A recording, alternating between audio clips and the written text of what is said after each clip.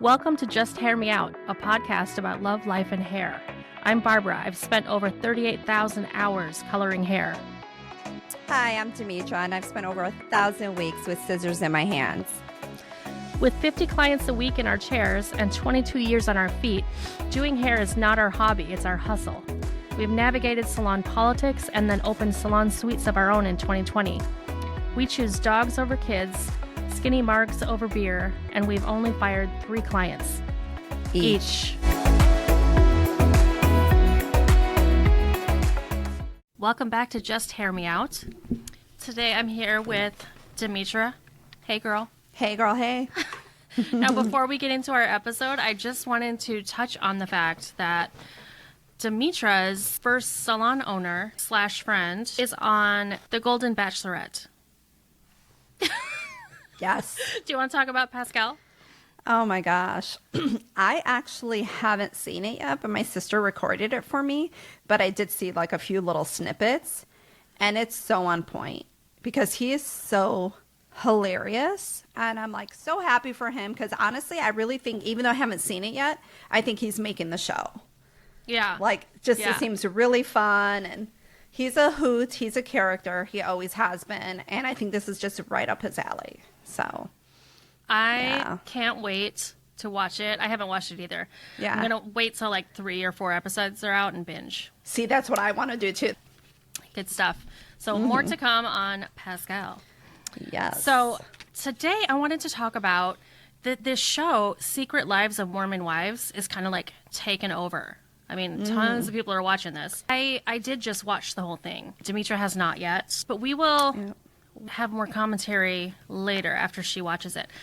Yes. Just circle back and talk about it. But I want this episode to be what they left out of Secret Lives of Mormon Wives. What do you mean they left it out? There's a lot that I think is confusing if you're not Mormon because they don't explain everything. So the showrunners or producers or whatever, some mistakes they made and some kind of important lingo they've left out, like explaining what certain things mean.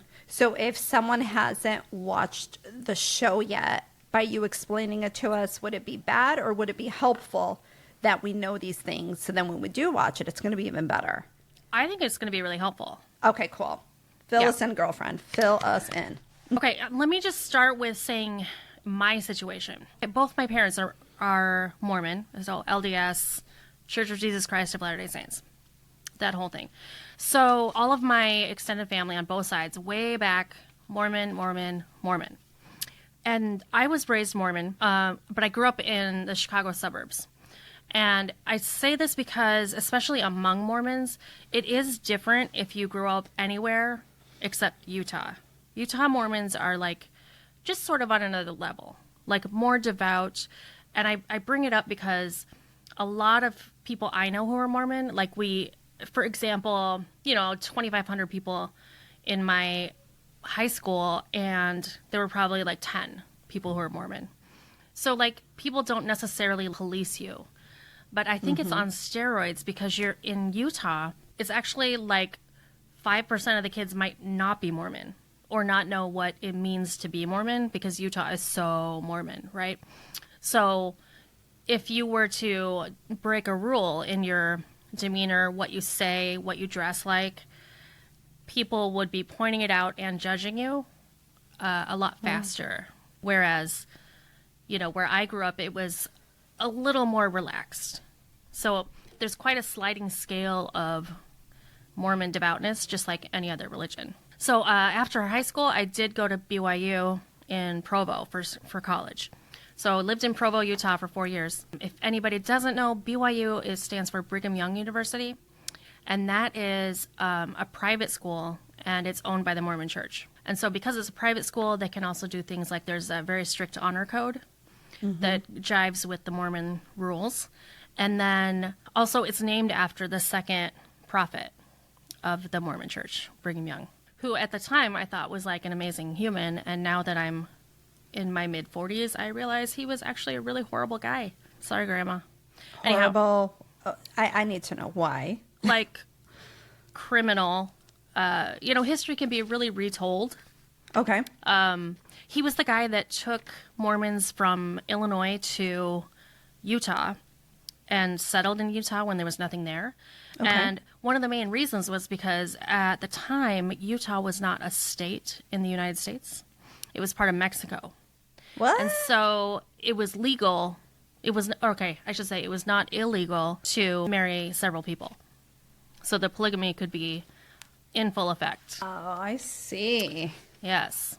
So I think a lot, I mean, not against Mormons or anything, but like, I feel like a lot of people hide behind religion to do a lot of bad things in general. yeah. Okay. Yeah. With that being said, go ahead. And not to hate on polygamists. I mean, I think it is illegal for a reason. However, we're talking about like underage wives. Like to me, that's what's really gross. Yes. Like if you already have 30 wives and you need a 13-year-old, then you are sexually deviant and you have a problem, yes. in my opinion. That's gross. Okay. He's a pedophile. Or not he, So- whoever is Yeah. looking for that. So after college, I moved back to Chicago. And in my 20s, I was a little bit back and forth, back and forth.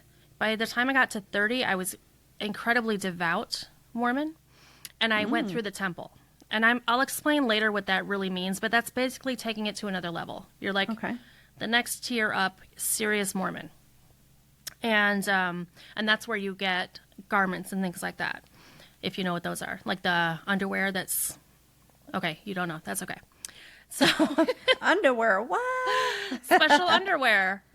People who are not Mormon call them Jesus jammies. Okay, we'll get into that. Hold on. Yeah. Hold on to that thought. Yeah. So, and just to sum up where I am currently, by my late 30s, I decided I cannot live this way. Long story. I don't want to tell my whole life story here, but I left the church. I actually formally left. When I say formally, it means like you can write a letter and ask them to take your name off their records. And most people do that because they don't want to be contacted, because part of the religion is recruiting people or converting and also getting people back, like if they have strayed or become inactive. Okay. So when you do that, they're not allowed to keep sending people to try to get you to come back, because they mean well, but it's also kind of stalkery. And it's like, if you've decided, then they need to like respect you, right? So and at the time, I didn't think it was like not real. I did kind of think to myself, I don't believe that it's the only thing that's right. Because, you know, like a lot of religions act like they are the absolute only true thing and or a way to live, and everyone else is wrong. So I wasn't feeling that way, but I was a little confused about what I ultimately thought about like God and spirituality and everything. But I wasn't thinking it was awful. Flash forward 5 years after like being away from it for a while, and then also studying other groups and looking into old documentaries and being interested in that and the psychology behind it, I realized not only is it pretty culty, it is absolutely 100% totally made up. And I didn't really get that until a handful of years ago. Wow. What made you think, like, because at some point, because you were old enough, so it wasn't like, oh, I was old enough to figure it out, because you were, you know, pretty devout in your 30s. Yeah. But just to a couple of years ago, you're like, okay, this is bullshit. So Yeah. what do you think it was? Because it wasn't an age or a mature thing. What was that turning point for you? I think I was just more open-minded, but you got to understand also, like, I was really questioning everything about life when I was a teenager, but we didn't have the internet. So, you know what I'm saying? Like, it's hard to get information. Right. Then by the time I'm in my 20s and like waffling back and forth, you know, kind of a hallmark of a high control group is that the head of the Mormon church would always say that it's poisoning your mind against God to read literature that was anti-Mormon. That's their way of keeping you right within, yeah. Controlling the information. Right. So I would feel like it was kind of like sinful to actually like read it and look it up. Wow. Yeah. You were brainwashed. You were Yeah. fully brainwashed, girl. Well, especially when you grow up in something like that, Seriously. the indoctrination is wild. And I see a ton of similarities with Scientology. I was actually just going to say that. For Yeah. some reason, when you were also saying earlier how, like, he went from Illinois to, like, Utah, and That's the first thing that kind of came to my mind was like Scientology. I seriously really think that L. Ron Hubbard, the guy who started Scientology, I think he probably looked into what Joseph Smith did to start Mormonism. Probably. He probably studied him a bit. I mean, you got to remember, like, being behind religion, there's like certain tax benefits. There's a lot of things you can get away with if you say something is a religion. And I think a lot of these are made up, honestly, to benefit them for their everyday lives or whatever it is that they're trying to do illegally. Yeah. Well, and what's interesting to me is, I mean, you certainly don't know what's behind someone's intention. So I don't know if the people in charge of the Mormon church now are really that nefarious.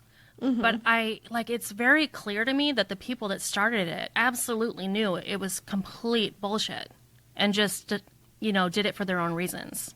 Like, created this group where they could control everybody. Wow. And so you said you informally got out. Now, what about, like, your family? Would they be upset that you're talking about this or just being open about, like, you leaving? Some people would be pretty upset. Wow. We'll see. Okay.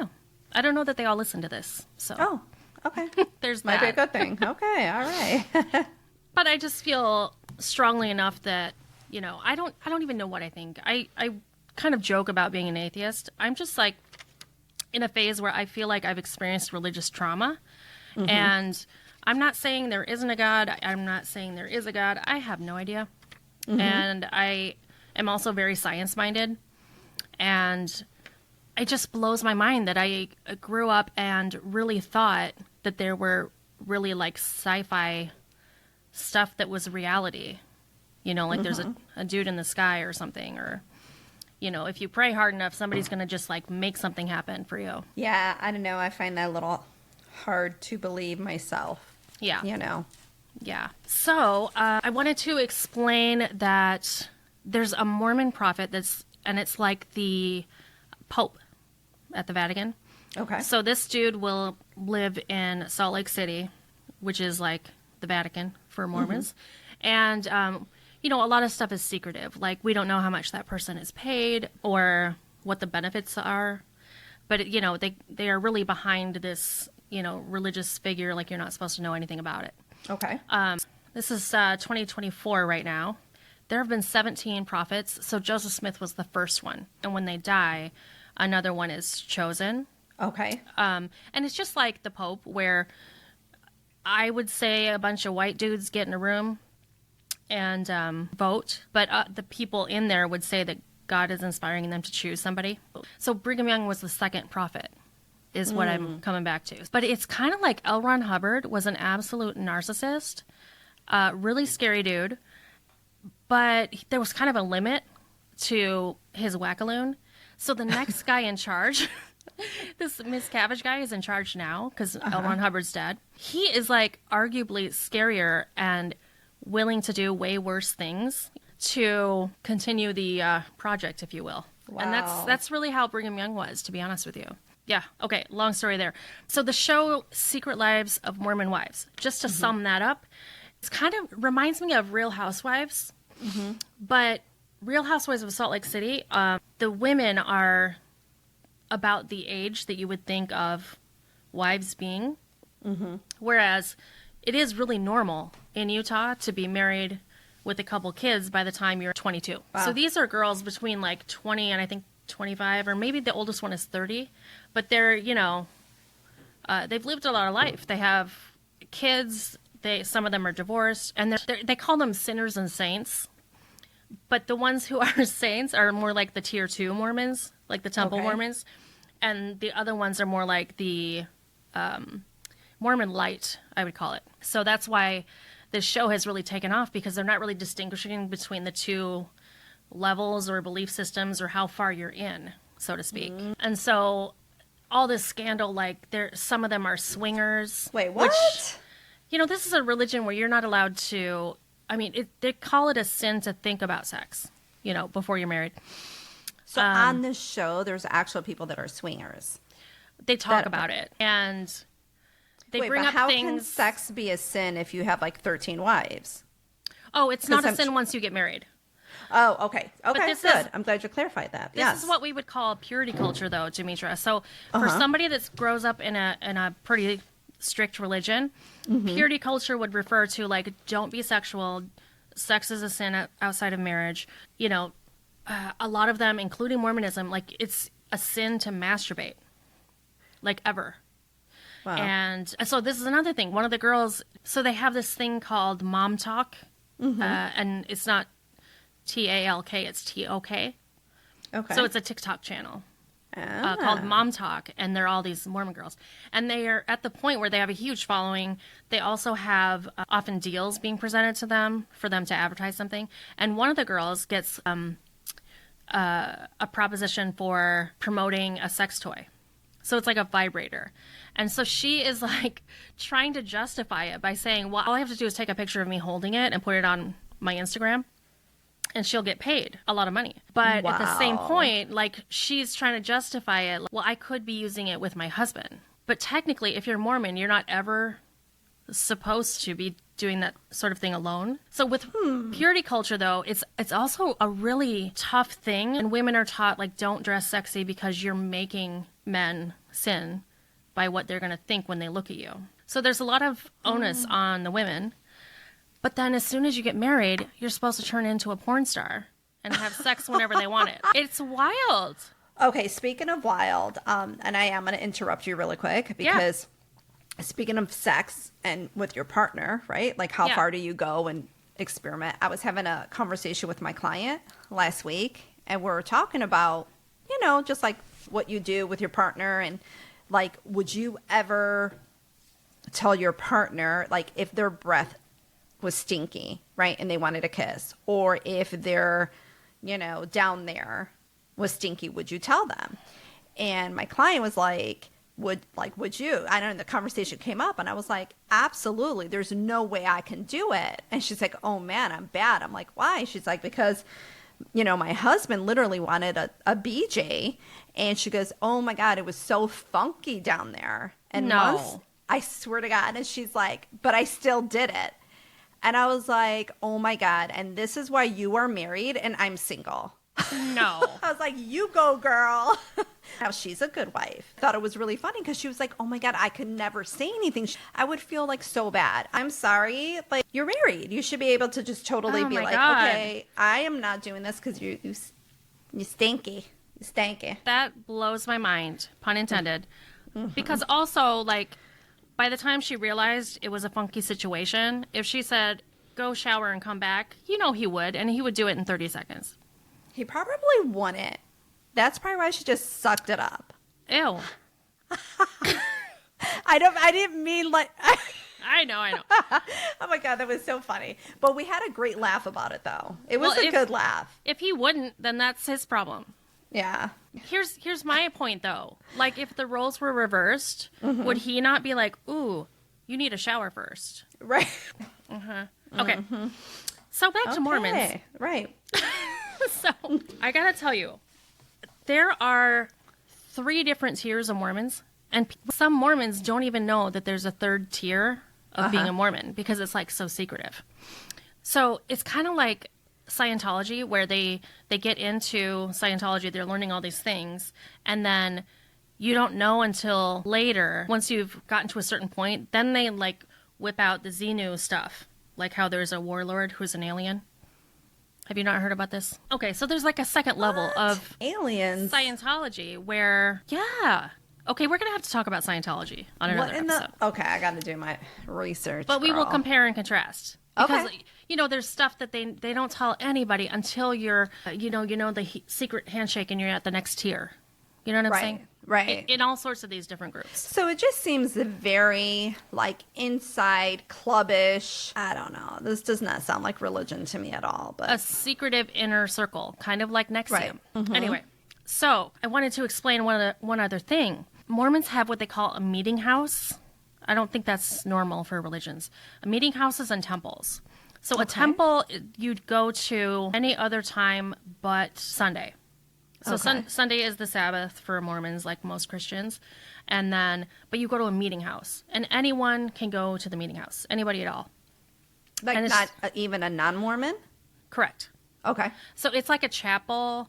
You would go there for Sunday meetings to listen to people talk, whatever.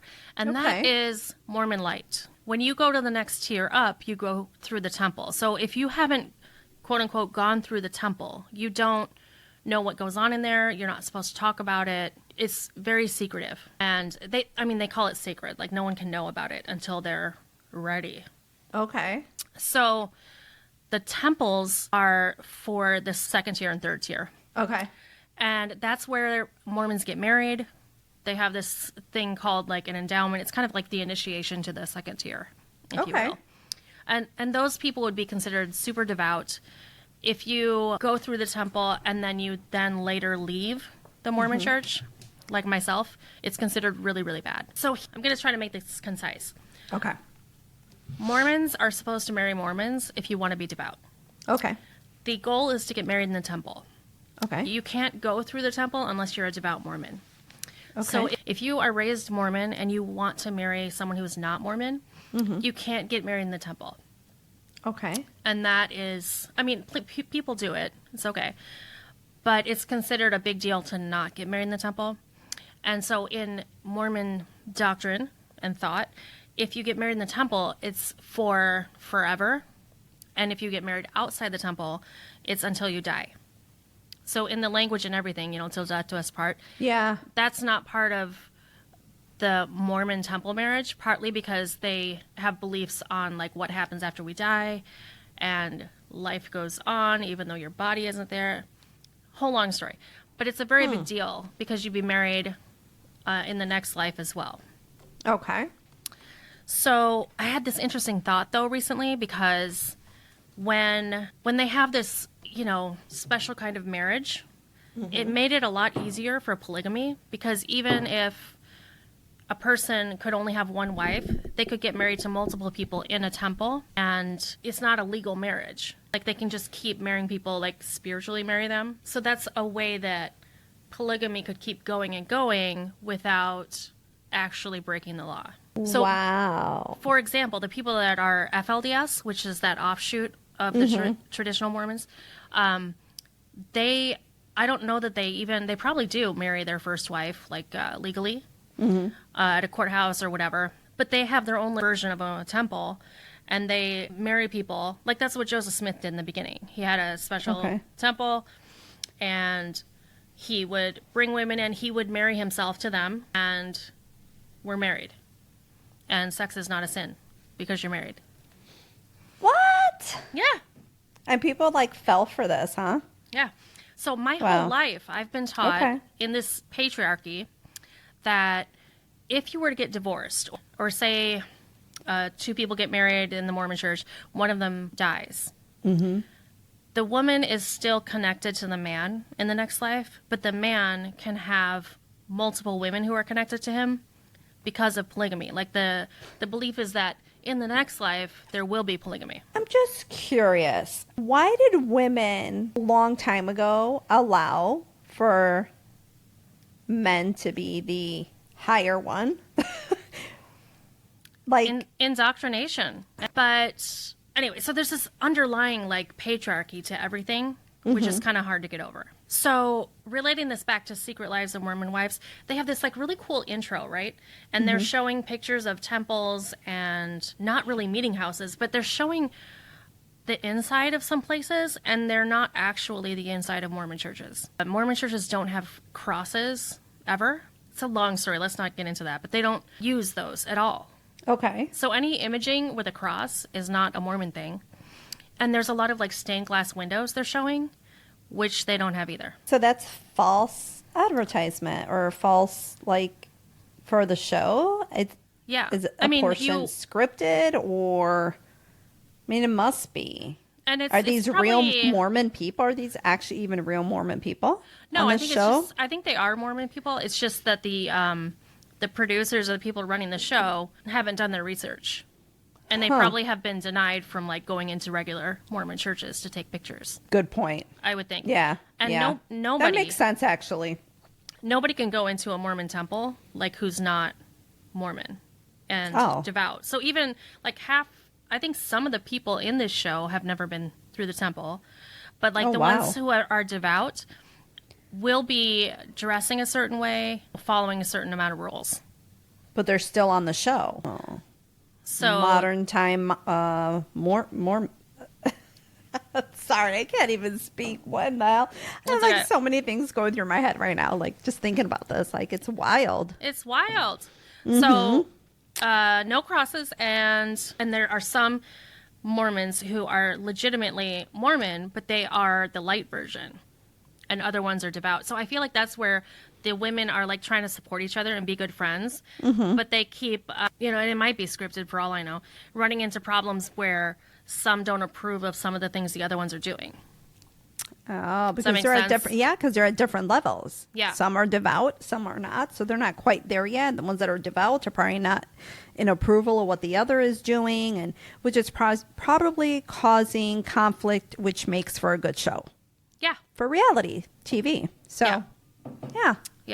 And so when you go through the temple, you are given, I don't know a better way to describe it to a non-Mormon, but like undergarments, underwear, that is like essentially kind of like a t-shirt and biker shorts. Okay. And it dictates what you can wear, because they have to be under your clothes at all times, unless they have this saying with a bunch of S's: sex, shower, swim, and sweat. So if you're going to the gym, you don't have to wear your garments if you're like actually going to work out. Okay, got it. You obviously not for sex, not for a shower, but you're supposed to sleep in them.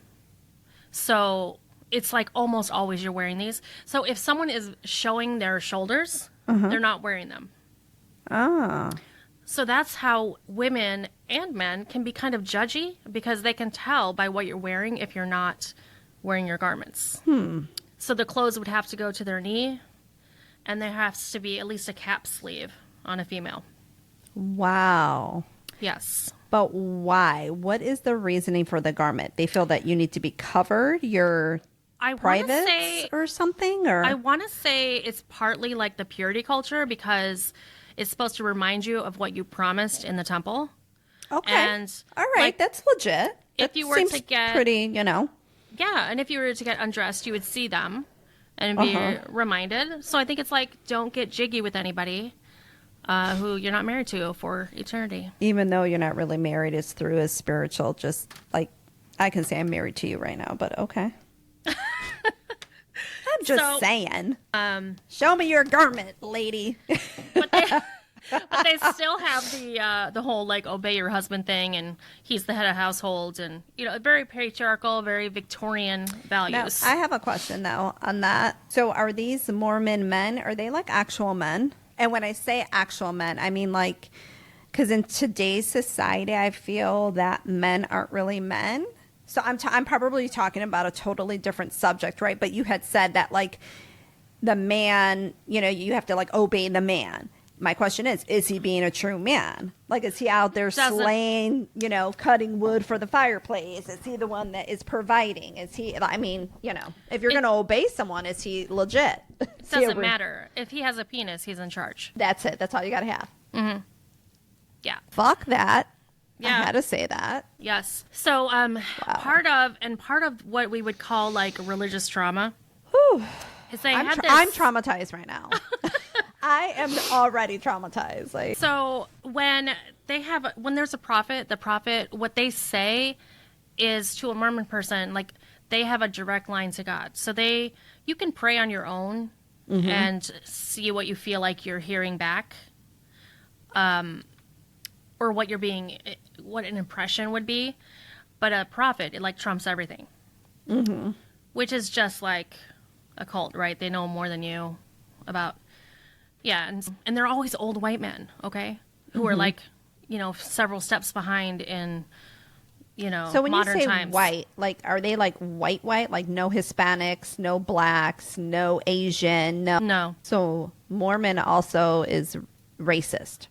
Technically, yeah. In a sense. I mean, I'm just saying, like. Actually, in the Book of Mormon, it is very racist. The Book of Mormon. It is, huh? Yeah. Okay, wow. And I used to really have a hard time understanding that. until I realized that Joseph Smith just made it up. So there's that. Obviously. Yeah. Yep. Made up religion. So anyway, but these older dudes, you know, their values are from like 50 years ago at all times, right? So when I was growing up, it was also a big thing. Like the prophet at the time decided, like, you couldn't have more than one ear piercing. So if you had two, it was considered bad. And Joseph Smith didn't say anything about tattoos because they didn't have them back then in the 1800s. Okay. That I know of. And so the prophet said, you can't have tattoos. You can't do this. You can't, you know, so it keeps like evolving and sometimes in a positive way and sometimes in a negative way.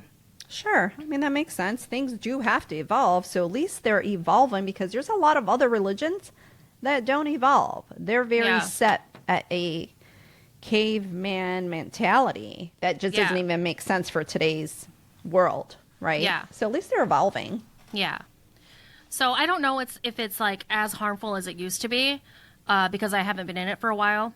But let me tell you. So there was this prophet and he wrote a book called The Miracle of Forgiveness. And it was so hardcore and caused so much drama. I mean, it was like incredibly anti-gay. It basically said if you're a man and you masturbate, you're going to turn gay because of that. It said that sex outside of marriage is like one tier above the sin of murdering somebody. So you are almost as sinful as murdering someone if you have sex outside of marriage. Wow. Something that should be a natural. Right. And then just the amount of shame involved with all this stuff, and like you're not supposed to think about it. And I think with almost everything, like if you're told not to think about it, you think about it. Right. Yeah. Like that's if true. someone says to me, don't think about, you know, Mrs. Fields' cookies. All I can see in my brain are cookies. Anyway, just saying. So, Just made me hungry. oh, sorry. Yeah. But you'll have to see this show. I feel like there's a lot I want to say, but I don't want to go too far ahead of myself. I want to know what your questions are. But, you know, there's some language, some lingo that's kind of specific to Mormons. Like every group kind of has this, right? Okay. Where the language, when they talk about active or inactive, so someone would be inactive if they don't go to church every Sunday. So the active people are considered more devout and would also be told to try to get the inactive people back to church. So they would be befriending them. Young women's camp, girls' camp and young women's is like the structure of the church for girls. So like boys were always in like Boy Scouts. Okay. And girls were in young women's. So that's a term. Okay. And it comes up at one point. The baby blessing thing. At one point, someone's having a baby blessing. So you know how in a lot of Christian religions, a baby gets baptized? Right. And they do some water stuff happening? So Mormons do baptism by total immersion when you're 8. Joseph Smith came up with that. Like you have to be 8 years old. Okay. And to make the choice whether or not you want to be Mormon. I don't know why 8 means something. Anyhow. Interesting. Because as we know, your brain hasn't finished growing until you're 25. Right. So the 8 is a weird number. Yeah. When it comes to like, I don't know, just the older I get and crankier I get, I'm like, why do people get married before they're 25 when your brain isn't done? And why do you have kids before you're 25? Hello, because you're I don't not know. thinking. You're not fully developed to know any better. That's why people do it. I know. I know. Yeah. So one of the women is having a baby blessing at church on the next Sunday, and some of the girls aren't invited because her husband feels like they're people who are not devout enough and doesn't want their energy there on the day that they're blessing the baby. So basically, Drama on the show. so in lieu of baptizing a baby, it's sort of like that in a sense because you know you have the baby at church and they're basically saying a prayer, a group of men, because they have priesthood and women don't, and blessing the baby and giving the baby an official name. Wow. And so it is wild that at a meeting house, I mean, I'm sure it happens all the time.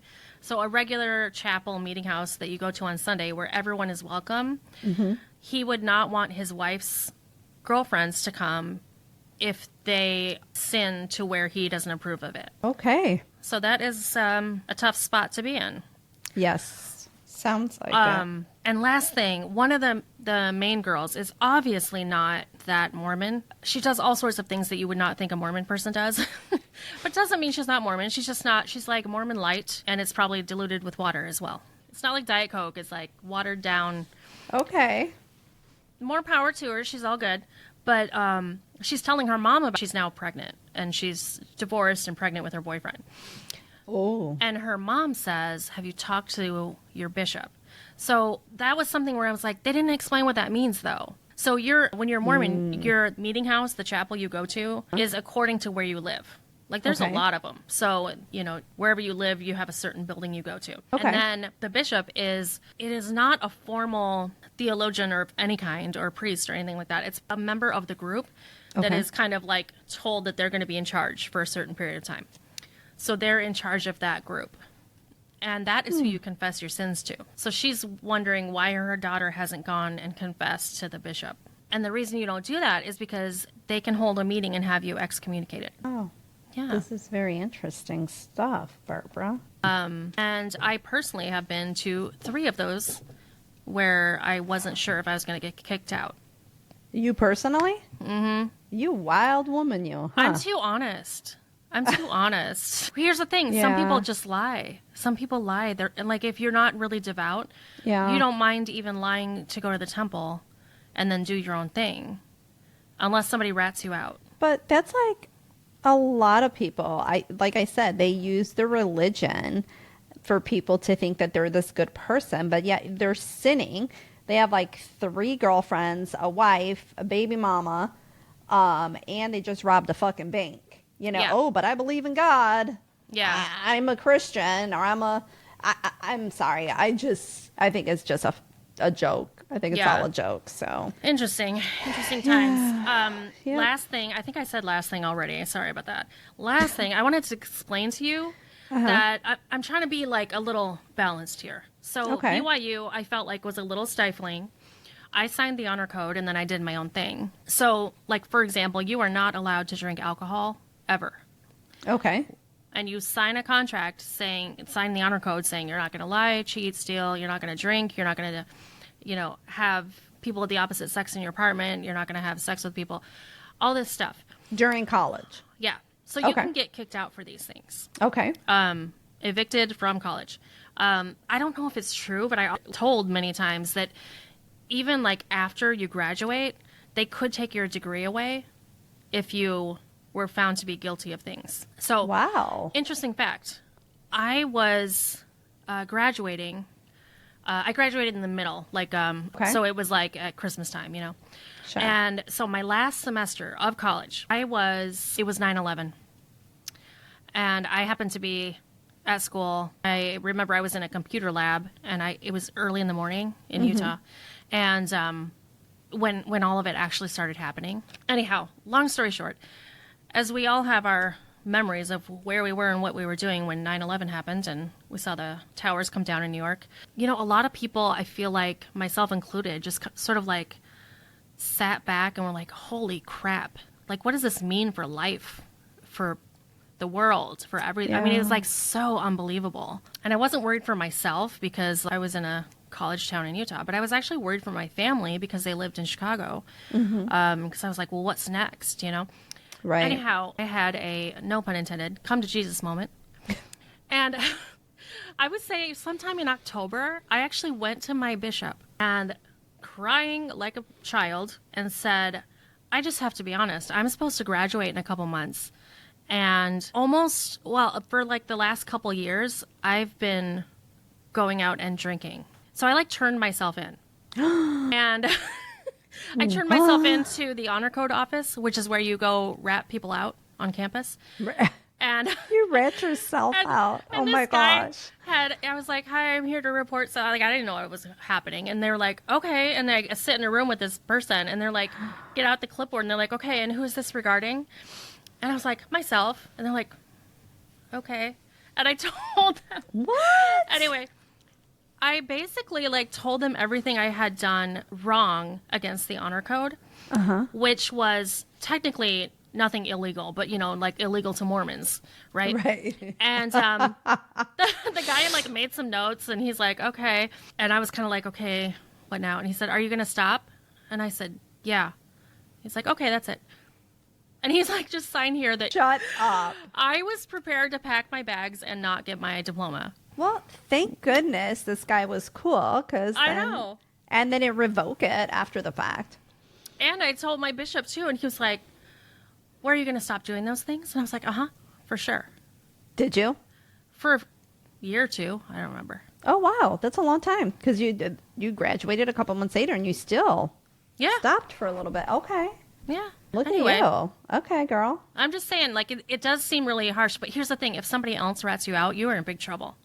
I also remember, I think it's because you brought yourself forward opposed to someone Yeah. else ratting you out. I think that's what helped your situation. Yeah. Make an assumption here, but that's what it sounds like. You're holding yourself accountable for that. Yeah. Well, and I didn't want to be dishonest. I was like, what kind of person am I? I also felt bad because BYU was pretty hard to get into.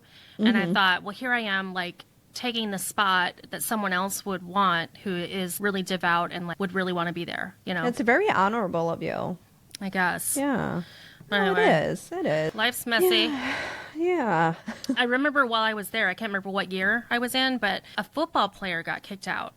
And, there's plenty of football players in, like, college football who are just, like, they're not even, I mean, of course they're there for school, but they're there because of what they can do for your football team, right? Right. So there were a lot of non-Mormon guys who were at BYU just because they were on the football team. And so, like, sure, they'd sign the thing, but that wasn't their lifestyle, Right. So they could get ratted out. And wow. I will say, I feel like people rat each other out because that's the culture. And you're kind of taught that, like, if you're not telling everything to your bishop and everything that you know about people sinning or whatever, that you are holding back. You're not being transparent. It's kind of like a sin of omission. You know what I mean? I just wanted to point that out because I don't mean to say, like, the person ratting you out is some, like, horrible piece of shit. But they feel like they're obligated.